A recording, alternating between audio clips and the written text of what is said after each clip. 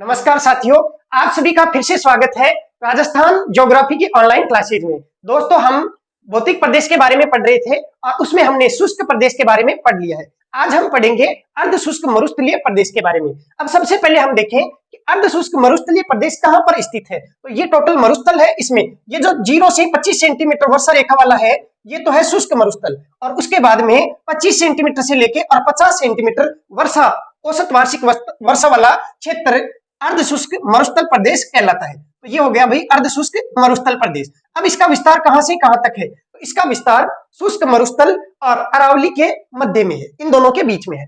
अब अध्ययन की दृष्टि से हम इसको पुनः 4 भागों में विभाजित कर लेते हैं। इसमें जो दक्षिणी एरिया है, जो निचला क्षेत्र है जहां पे लूनी नदी बहती है, तो इसको तो हम कहेंगे लूनी बेसिन। ये कहलाएगा लूनी बेसिन। क्यों कहलाएगा? क्योंकि ये लूनी नदी के अपवाह का क्षेत्र है। लूनी नदी अजमेर की नाग पहाड़ी से निकल के और फिर दक्षिण की तरफ इधर ऐसे तिरछी बहती है। ठीक है, तो ये हो गया लूनी बेसिन। अब यहाँ पे नागौर है, तो यहाँ पे नागौरी बेल पाए जाते हैं, तो इसको हम कहेंगे नागौरी उच्च भूमि। इसको हम कहेंगे नागौरी उच्च भूमि।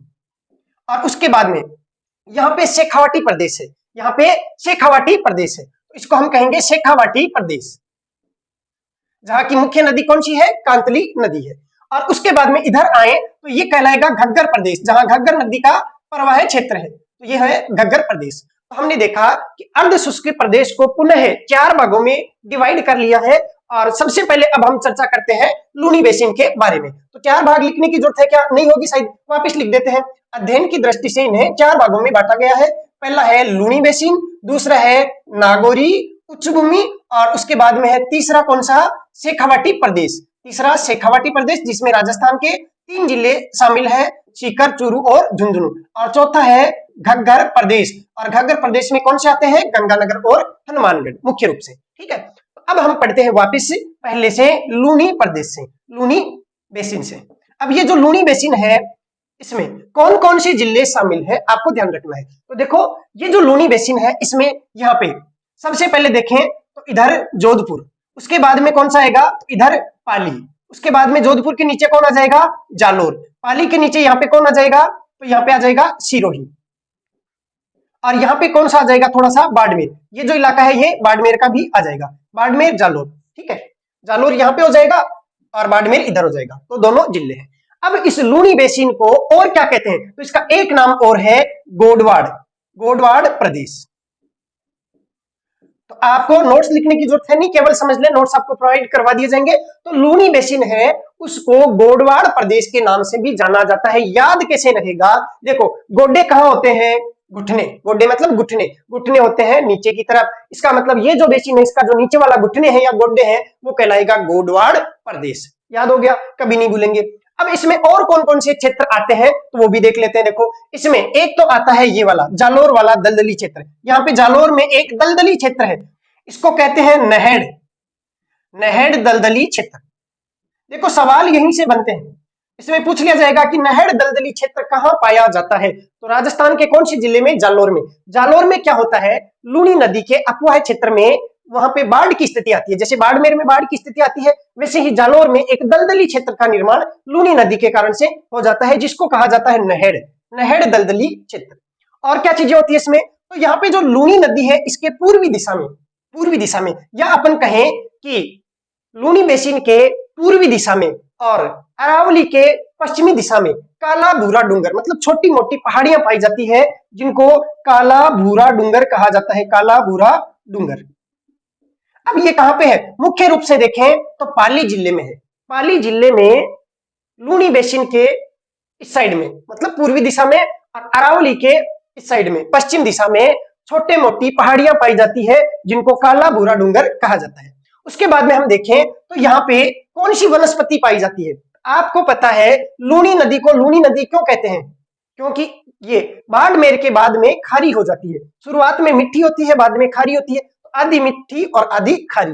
खारा नमक जो है, नमक को कहते हैं लवण। इस कारण से यहाँ पे बाड़मेर में ये नमक हो जाता है, मतलब लवण हो जाता है, तो लवणीय वनस्पति इसमें पाई जाएगी। तो आप लिखेंगे कि इसमें लवणीय वनस्पति, लवणीय वनस्पति। और कौन सी जगह पे? बाड़मेर में। तो बाड़मेर में लवणीय वनस्पति इसमें पाई जाती है। उसके बाद में हम देखते हैं नागौरी उच्च भूमि। अब नागौरी उच्च भूमि है, तो इसके नाम से स्पष्ट है कि ये नागौर वाली जो भूमि है वो इस नाम से जानी जाएगी, नागौर वाली भूमि, जो लगभग यहाँ पे है ऐसे। ठीक है, अब ये जो नागौरी उच्च भूमि है इसकी क्या विशेषताएं हैं? तो इसमें सबसे ज्यादा तो विशेषता ये है कि इसमें लवणीय झीलें पाई जाती है, लवणीय झीलें या कहें खारे पानी की झीलें इसमें पाई जाती है, जिसमें मुख्य रूप से सांभर झील आ जाती है और डीडवाना झील आ जाती है। देखो सांभर झील का विस्तार नागौर और इधर जयपुर दोनों जिलों में है। ठीक है, तो नागौर में भी आ गई और जयपुर में भी आ गई, तो लवणीय झीलें होगी दूसरी विशेषता।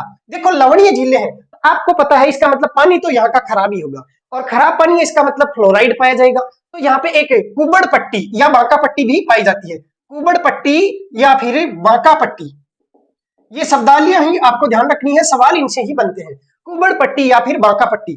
तो कुबड़ पट्टी किसके कारण से आती है? तो पानी में फ्लोराइड की मात्रा अधिक होने से, पानी में फ्लोराइड की मात्रा अधिक होने के कारण से कुबड़ पट्टी पाई जाती है। अब कुबड़ पट्टी का मुख्य रूप से विस्तार देखें तो नागौर में जायल से लेके और नागौर के ही मेड़ता तक, ये जो क्षेत्र है ऐसे, इस क्षेत्र में फ्लोराइड की मात्रा ज्यादा है, या वैसे कहें तो नागौर और मेड़ता, मतलब आप आगे देखें तो अजमेर आ जाता है, तो आप कह सकते हैं नागौर और अजमेर के बीच में जो जायल और मेड़ता वाला क्षेत्र है वहां पे खारा पानी पाया जाता है, फ्लोराइड की मात्रा अधिक है। इस कारण से यहाँ के लोगों को एक रोग होता है और उस रोग का नाम है फ्लोरोसिस। देखो फ्लोराइड से होने वाला रोग हो गया फ्लोरोसिस, और इसी कारण से ये जो क्षेत्र है इसको कुबड़ पट्टी या फिर बांका पट्टी कहा जाता है, याद हो गया होगा। इसके अगला जो क्षेत्र है वो है शेखावाटी अंतः प्रवाह क्षेत्र, या फिर इसको आप शेखावाटी प्रदेश भी कह सकते हैं। अब इस क्षेत्र में मुख्य रूप से 3 जिलों को शामिल किया जाता है, सीकर, चूरू और झुंझुनू। तो इन 3 जिलों को इसमें शामिल करेंगे। अब इसकी क्या क्या विशेषताएं हैं? तो सबसे पहले इसमें पाए जाते हैं जोहड़। जोहड़ का मतलब होता है कच्चे कुएं। आप इसमें लिख सकते हैं शेखावाटी प्रदेश में पाए जाने वाले कच्चे कुएं जोहड़ कहलाते हैं। अब कमेंट बॉक्स में आपको कमेंट करके बताना है कि जोहड़ वाले बाबा के नाम से कौन प्रसिद्ध है, जोहड़ वाले बाबा किसको कहा जाता है, और घोड़े वाले बाबा किसे कहा जाता है? तो घोड़े वाले बाबा कर्नल जेम्स टोड को, जिन्होंने राजस्थान का इतिहास लिखा था। ये घोड़े पर सवार होके और फिर ऐतिहासिक स्थलों का भ्रमण किया करते थे, इस कारण से इनका नाम पड़ गया घोड़े वाले बाबा। ऐसे ही एक प्रसिद्ध व्यक्ति हैं जिन्होंने जोहड़ के संरक्षण के लिए बहुत ही ज्यादा प्रयास किए हैं और ये बहुत ज्यादा चर्चा में रहे, इन्हें पुरस्कार भी इसके लिए मिला हुआ है। तो जोहड़ वाले बाबा किसे कहा जाता है, कमेंट बॉक्स में कमेंट करके बताएं। जिनको नहीं पता है वो एक बार गूगल पे सर्च करें और पता करें जोहड़ वाले बाबा के नाम से कौन प्रसिद्ध है। उसके बाद में इसमें एक होता है सर। देखो सर का मतलब होता है तालाब। अब आपने देखा होगा जब आप शेखावाटी क्षेत्र में जाते हैं तो वहां कई गांवों के बाद में सर लगा रहता है। जैसे मान लीजिए किसी गांव का नाम है कतरिया, तो वहां पे कतरिया सर लग जाएगा। कोई भी कुछ भी नाम है तो उसके बाद में सर लगा हुआ होगा। ठीक है, तो ये सर क्यों लगता है? इसका मतलब होता है देखो तालाब, क्योंकि वहां पे प्राचीन समय में पानी पीने के लिए या पानी के स्रोत के रूप में तालाब हुआ करता, और उसी तालाब के नाम पे फिर वहां पे उस गांव का नाम कर दिया जाता था। तो सर का मतलब होता है तालाब। ठीक है, तो शेखावाटी में पाए जाने वाले तालाबों को सर कहा जाता है।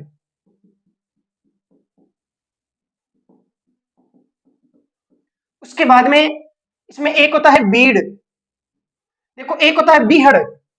बीहड़ है वो चंबल बेसिन में पाया जाता है, जिसमें सवाई माधोपुर, धौलपुर और करौली, ये 3 जिलों में बीहड़ का सर्वाधिक विस्तार है। तो बीहड़ तो होता है जो चंबल नदी का बेसिन है, वहां पे आसपास का जो क्षेत्र है जहां पे खूब सारी वनस्पतियां, झाड़ियां या कहीं जंगल है, उसको बीहड़ कहा जाता है। ये है बीड़। बीड़ किसे कहा जाता है? तो शेखावाटी में जो चारागाह भूमि होती है उसको बीड़ के नाम से जाना जाता है। और मुख्य रूप से देखें तो झुंझुनू जिले में, झुंझुनू में चारागाह भूमि को बीड़ कहा जाता है।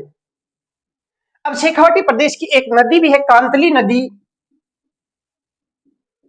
जो सीकर में खंडेला की पहाड़ियों से निकलती है,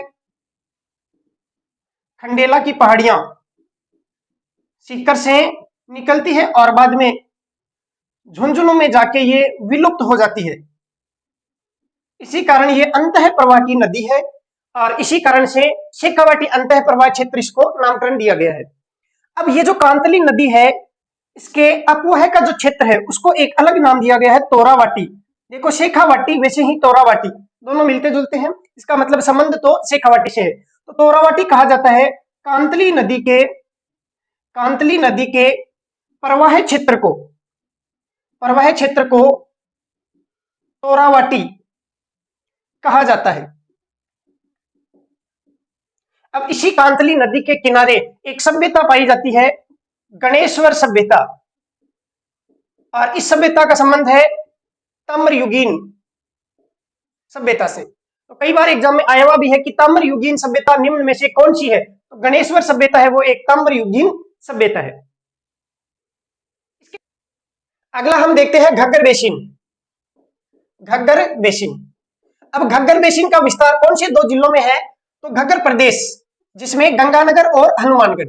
आप लिख सकते हैं इस बेसिन का विस्तार गंगानगर एवं हनुमानगढ़ जिले में है। इस बेसिन का विस्तार गंगानगर व हनुमानगढ़ जिले में है। अब इन जिलों में चिकनी मिट्टी पाई जाती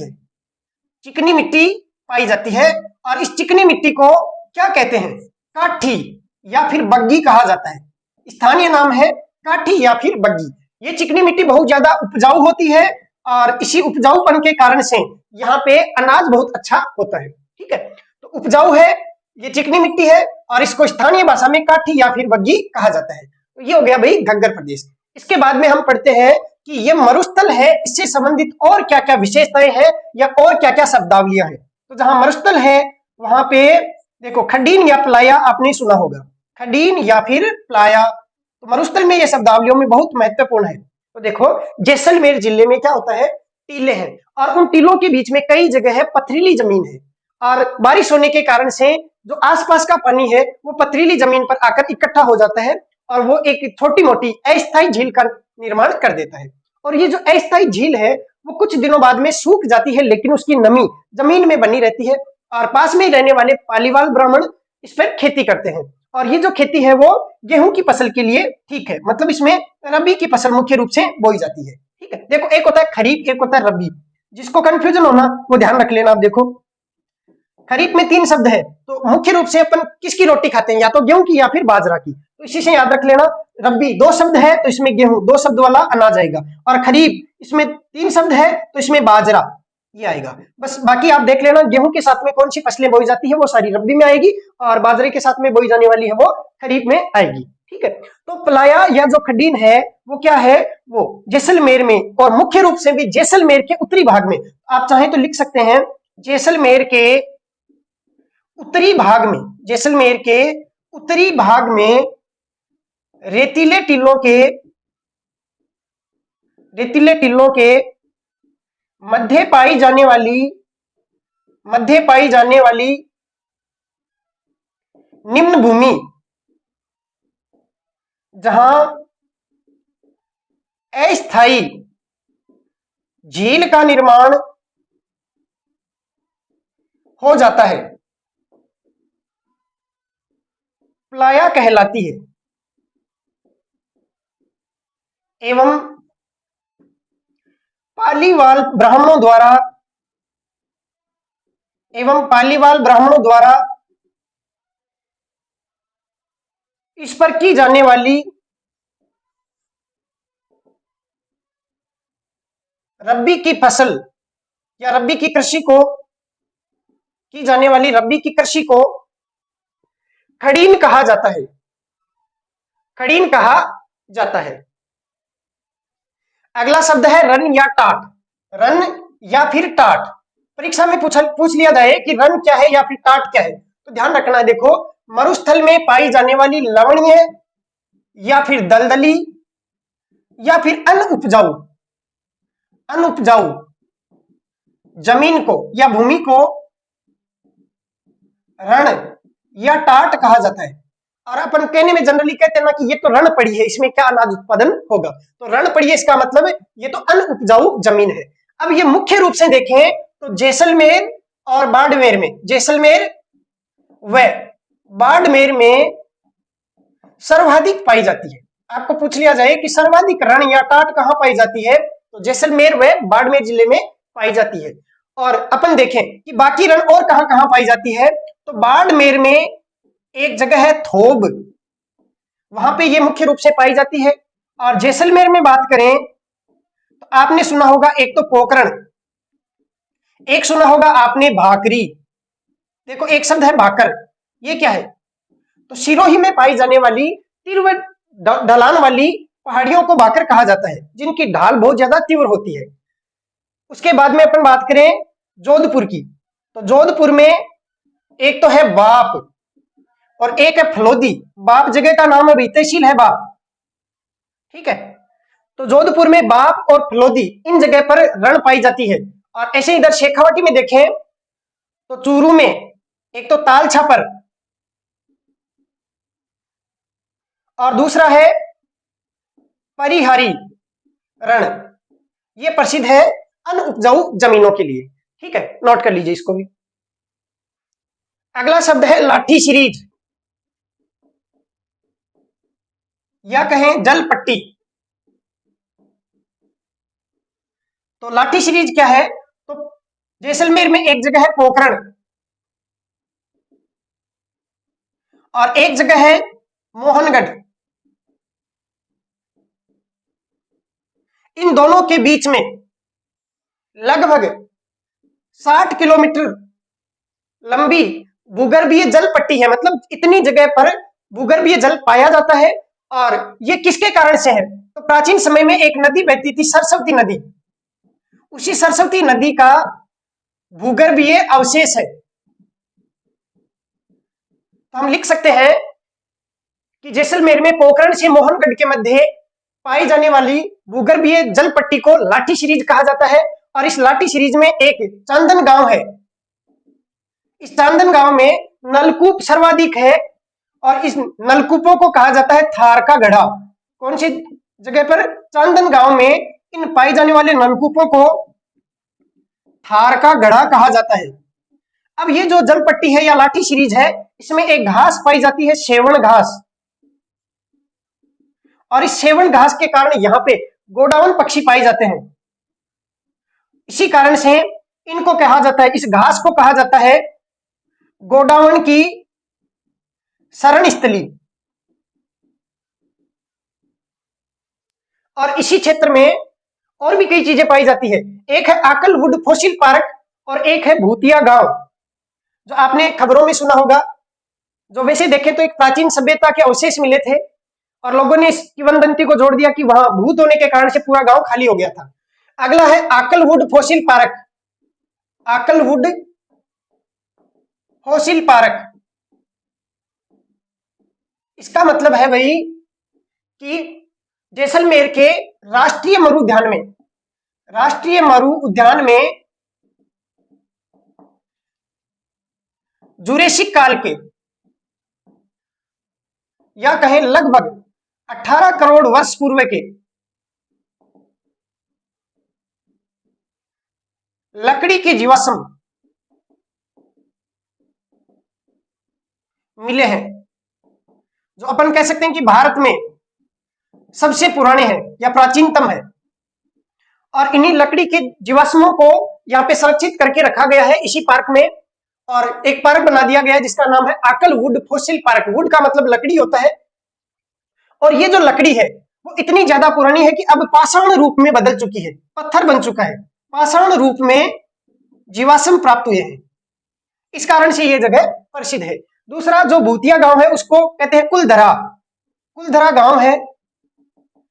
अब यहाँ पे क्या हुआ, वास्तविकता देखें तो कहना यह है कि भूकंप के कारण से ये गांव पूरा का पूरा जमीन में धंस गया था, और वहां पे कहानी ये चलती है कि कोई भूत आ गया था जिसके कारण से रातों रात पूरा गांव खाली करके लोग चले गए थे और उसको भूतिया गांव का नाम दे दिया गया। तो ये जो कुलधरा गांव है ये भी कहां पर है, जैसलमेर में है, और ये खुदाई के कारण से यहाँ पे प्राप्त हुआ है कुलधरा गांव, और उसमें कुलधरा गांव में प्राचीन संस्कृति प्राप्त हुई है। अगला शब्द है बाप बोल्डर या कले। देखो बाप एक तहसील है जोधपुर में, तो ये स्थान भी कहां पे हो जाएगा, जोधपुर में। अब बाप बोल्डर क्या है, तो ये हिमानी द्वारा जमा किए गए कंकड़ या फिर पत्थर के अवशेष जो हिमानी द्वारा जमा किए गए हैं, हिमानी द्वारा जमा किए गए हैं, इन्हें कहा जाता है बाप बोल्डर। अब इनका काल पूछा जाता है, काल इंपॉर्टेंट है, कई बार सवाल पूछा भी जा चुका है। तो इनका कौन सा काल है, इसका काल देखो ऐसे याद रखना है ना कि बाप जो है वो पीसी पिएगा, ठीक है। तो पर्मी कार्बोनिफेरस, इसका काल बहुत ज्यादा इंपॉर्टेंट है, पर्मी कार्बोनिफेरस, बाप पीसी, ऐसे याद रख लेना, ठीक है। पीसी मतलब पर्मियन, सी मतलब कार्बोनिफेरस, पर्मियन कार्बोनिफेरस काल के ये जीवाश्म पाए गए हैं या कहें अवसाद पाए गए हैं, ठीक है। उसके बाद में एक शब्द है नखलिस्तान या मरु उद्यान। देखो मरु उद्यान नाम से स्पष्ट है, मरुस्थल में कोई उद्यान, और नखलिस्तान इसका मतलब है कि वहां पे बिल्कुल खाली सुनसान जगह है, केवल थोड़ी बहुत हरियाली है। तो आप जानते हैं कि मरुस्थल में कई जगह पथरीली जमीन है और इधर उधर टीले होने के कारण से या उच्च भूमि होने के कारण से थोड़ा बहुत पानी यहाँ पे जमा हो जाता है, और इसी पानी के कारण से आसपास में हरियाली विकसित हो जाती है। आप कह सकते हैं कि या तो मरुस्थल में थोड़ा बहुत भूगर्भिक जल पाया जाए उसके कारण से, अथवा इन निम्न भूमियों के कारण से हरियाली हो जाती है, आसपास में हरियाली हो जाती है, और उसी के कारण से एक उद्यान जैसा बन जाता है, और उसी उद्यान को मरु उद्यान कहा जाता है, नकलिस्तान कहा जाता है। तो इसमें लिख सकते हैं कि मरुस्थल में पाए जाने वाले भूगर्भिक जल के कारण से होने वाली हरियाली को नकलिस्तान कहा जाता है। उसके बाद में है दोरे और दरियन। दोरे से पता ही आपको, दोरे माते झूपड़ी, तो इसका मतलब मरुस्थल में या कहें पश्चिमी मरुस्थल में पाए जाने वाले लहरदार रेतीले टीलों को दोरे कहा जाता है, ये दोरे हो गए, ठीक है। तो पश्चिमी मरुस्थल में या पश्चिमी राजस्थान में मरुस्थलीय भाग में पाए जाने वाले लहरदार टीलों को दोरे कहा जाता है। अब ये दरियन क्या है, अगर ये दौरा गतिशील हो जाए वायु के कारण से, एक जगह से दूसरी जगह चले जाए, तो अपन कह सकते हैं कि पश्चिमी राजस्थान में पाए जाने वाले गतिशील दौरों को या गतिशील रेतीले टीलों को दरियन कहा जाता है। इंपॉर्टेंट शब्द है दरियन, दोरे और दरियन। दोरे तो सब जानते हैं टीले, और दरियन है वो गतिशील टीले।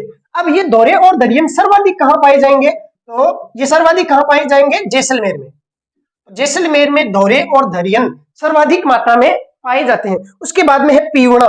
देखो नाम से स्पष्ट है, पीवड़ा मतलब ये पी जाता है, तो ये सांसें पी जाता है, एक सांप है जहरीला, जो मुख्य रूप से राजस्थान के जैसलमेर जिले में पाया जाता है। और जैसलमेर जिले में पाया जाता है तो जैसलमेर को स्वर्ण नगरी कहा जाता है, पीले पत्थरों के कारण से। और इस सांप का जो रंग है वो भी कैसा होता है, पीला। तो पीले रंग का पाया जाने वाला जहरीले जानवर की, जो जहरीला सांप है उसकी प्रजाति है, उसको पीवड़ा कहा जाता है। तो आप लिख सकते हैं कि पीवड़ा राजस्थान के मरुस्थलीय भाग में या जैसलमेर में पाए जाने वाले जहरीले सांप की एक प्रजाति है जिसका रंग पीला होता है।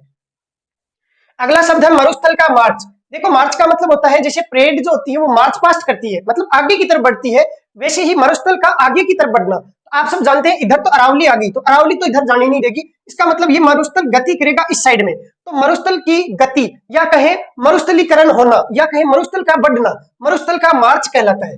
तो ये तो बहुत ज्यादा आसान है, मार्च शब्द का अगर आपको मीनिंग पता चल जाए तो आप आसानी से लिख सकते हैं कि मरुस्थलीकरण की जो प्रक्रिया है उसी को मरुस्थल का मार्च या फिर मरुस्थल का आगे की ओर बढ़ना, आगे की ओर बढ़ना मरुस्थल का मार्च कहलाता है। अब इसकी दिशा पूछ ली जाए कि मरुस्थलीकरण की दिशा कौन सी है, तो दिशा इस प्रकार से, इसका मतलब दक्षिण पश्चिम से उत्तर पूर्व की ओर। तो इसकी दिशा पूछी जाए तो अपन कह सकते हैं दक्षिण पश्चिम से उत्तर पूर्व की ओर मरुस्थलीकरण की दिशा है। और इसमें सर्वाधिक जो उत्तरदायी धोरे हैं वो कौन से हैं, या कहें कौन से प्रकार के जो टीले हैं वो इसमें सर्वाधिक उत्तरदायी है। तो इधर एक कल मैंने बताया था आपको चूरू में कौन से पाए जाते हैं, तो बरखान। तो अपन लिख सकते हैं कि मरुस्थलीकरण के लिए सर्वाधिक जो उपयोगी या सर्वाधिक उत्तरदायी जो है, उत्तरदायी वो कौन से हैं, बरखान। तो मरुस्थलीकरण के लिए सर्वाधिक उत्तरदायी टीले बरखान है, जिनके कारण से मरुस्थलीकरण आगे की ओर हो रहा है। और अपन कहें कि कौन सी साइड में हो रहा है, तो ये सर्वाधिक हो रहा है हरियाणा की साइड में। क्योंकि पंजाब साइड में तो थोड़ा सा नदियां वगैरह है तो उधर इतना प्रभाव नहीं है, लेकिन हरियाणा की तरफ ये मरुस्थल बढ़ रहा है। उसके बाद में अगला शब्द है बालसन। देखो बालसन क्या होता है, जैसे मरुस्थल में कई जगह अरावली की पहाड़ियां हैं, उनके अवशेष भी बचे हुए हैं, या कहीं थोड़ा बहुत भाग है वो अरावली का भी इसमें शामिल है। तो यहाँ पे दो जैसी पहाड़ियां हैं, उनके बीच में कोई जमीन है जहां पे इन पहाड़ियों के कारण से बारिश का पानी इकट्ठा हो जाए और झील का निर्माण हो जाए, तो उसी झील को कहते हैं बालसन। इसका सबसे अच्छा उदाहरण आप जो सांबर झील है वो ले सकते हैं। आप इसको कह सकते हैं कि मरुस्थल में पाई जाने वाली पहाड़ियों के मध्य जो झीलें बन जाती है या जो झीलों का निर्माण होता है उन्हें बालसन कहा जाता है, और इसका उदाहरण है सांभर झील। उसके बाद में है थार का मरुस्थल, और एक है ग्रेट डेजर्ट ऑफ इंडिया। देखो ग्रेट डेजर्ट, इसका मतलब ये बड़ा मरुस्थल, किसका? इंडिया का। इसका मतलब भारत में ये जो मरुस्थल है वो कितने जिलों में कितने राज्यों में फैला हुआ है? तो इधर देखें तो गुजरात में, फिर राजस्थान में, फिर यहाँ पे थोड़ा बहुत पंजाब में भी और थोड़ा बहुत हरियाणा में भी। तो ये तो हो गया भाई ग्रेट डेजर्ट ऑफ इंडिया। और थार का मरुस्थल है, ये कौन सा है? तो थार का मरुस्थल का मतलब ये वाला, तो इधर पाकिस्तान में और इधर भारत में। तो भारत और पाकिस्तान में इसका विस्तार देखें तो भारत में तो विस्तार है 85%, और बचा हुआ 15% है वो पाकिस्तान में है। तो थार के मरुस्थल का विस्तार भारत में 85% और पाकिस्तान में 15% है, जबकि ग्रेट डेजर्ट ऑफ इंडिया, इसका मतलब ये जो थार का मरुस्थल है इसका ये वाला हिस्सा ग्रेट डेजर्ट ऑफ इंडिया के नाम से जाना जाता है। इसका विस्तार भारत के 4 राज्यों जिसमें गुजरात और उसके बाद में राजस्थान, और ये राजस्थान में सर्वाधिक विस्तारित है, लगभग 62% जो है वो राजस्थान में है। उसके बाद में पंजाब और उसके बाद में हरियाणा, इसमें इसका विस्तार है। तो कई बार छोटी मोटी एग्जाम में पूछ सकता है कि ग्रेट डेजर्ट ऑफ इंडिया का विस्तार राजस्थान में कितना प्रतिशत है? तो 62% है। तो आज की क्लास में हमने मरुस्थल को कंप्लीट पढ़ लिया है। और एक बात और बताना चाहूंगा कि भाई जो इकोनॉमिक सर्वे है उसकी क्लासें मैंने अपलोड कर दी है, वो क्लासें आप साथ साथ में जरूर लेते रहें।